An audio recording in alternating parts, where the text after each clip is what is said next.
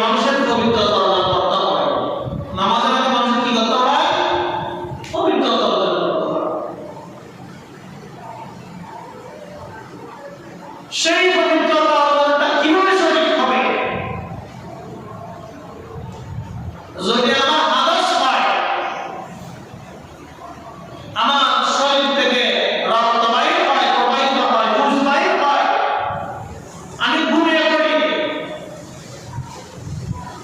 এরকম করে, তাহলে আমার ওযু করতে হবে। ওযু করতে হবে নামাজের আগে। আর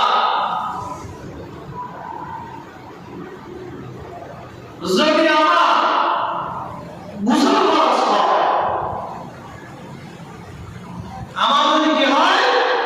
গোসল ফরজ হয়, সন্তানের সাথে গোসল ফরজ হয়, স্ত্রী সহবাস করে গোসল ফরজ হয়, ইসরায়েলের মানুষের বীর্য বাইর হলে গোসল ফরজ হয়, তাহলে এইরকম যদি গোসল ফরজ হয়, তাহলে আমাকে গোসল করে তারপরে নামাজ পড়তে হবে।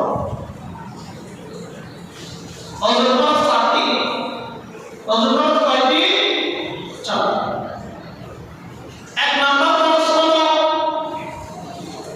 সমস্ত মুখ দৌড়া, এখান থেকে এতটুকু, এখান থেকে এতটুকু পর্যন্ত নাচে ভগবান পাবে, এটা দৌড়া হবে, বিচারটা হবে। এক নাম্বার। দুই নাম্বার হচ্ছে দৌড়া কোণে পর্যন্ত কি করতে হবে? দৌড় করতে হবে, বিচারতে হবে, না বিচারতে হবে না।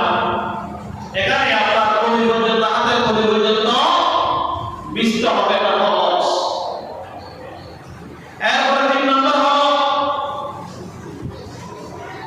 মাথা মাসাই করতে হবে। এগুলো ফরজ, মাথা মাসাই করা ফরজ। অনেকে মনে করে মাথা মাসাই করলে ওযু হয়ে যাবে। নো, মাথা সাতটাকে একবার মাসাই করতে হবে। কমসে কম সাইডটা একবার ভিজা করে দিবে, তাহলে ওযু হয়ে যাবে। তাহলে ওযু নয়, ওযু হলে নামাজ পড়বে। 7 নম্বর ফরজ হলো দুই পায়ের টাকনু পর্যন্ত দৌড় করা সুন্দরভাবে, ভালোভাবে দুই পায়ের টাকনু সহ দৌড় করতে হবে।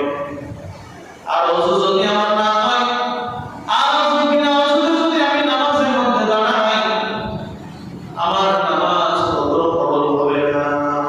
বিনা ওযুতে নামাজ দাঁড়ালে নামাজ কবুল হবে? এটা হলো ওযুর বিধান।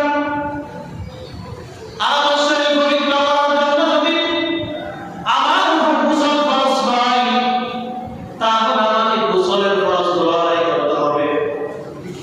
এক নাম্বার, গলগলার সাথে কুলি করতে হবে। গলগলার সাথে কুলি করা একদম ওই পানি যেমন গট গট করে সিদ্ধ হয়, মানুষের যখন গোসল ফরজ হবে, তখন এতটুকু মানুষকে গলগলার সহিত কি করতে হবে? কুলি করতে হবে। না হলে এমনি মুখের মধ্যে পানি দিয়ে যদি পানি বাহির করে ফেলি, গোসলের ফরজ আদায় হবে না।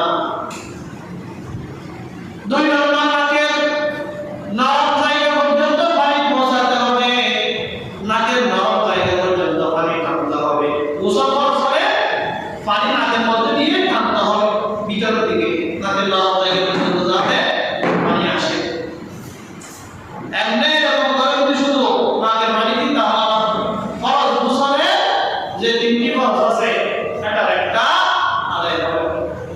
নাকের নরম জায়গাতে পানি পৌঁছাতে হবে।